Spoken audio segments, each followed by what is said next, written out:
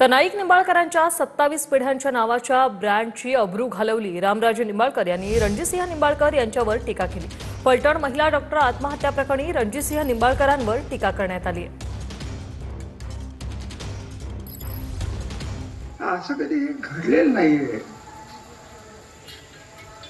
की आत्महत्याची वेळ का आली असेल। पोलिसांचे तपास होतील, आमचं काही कोणावर आरोप नाहीये। अगदी करायचं सांगायचं तर मी काय षडयंत्र जमलं, मी तर पुढेच होतो।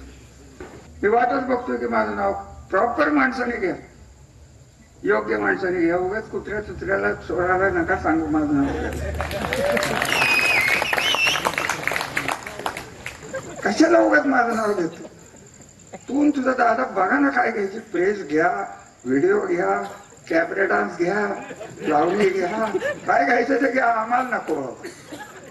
आम्हाला तुमचं नाव आणि तुमचं आमचं नाव एक आहे, हेच पाप भरपूर झालेलं आहे।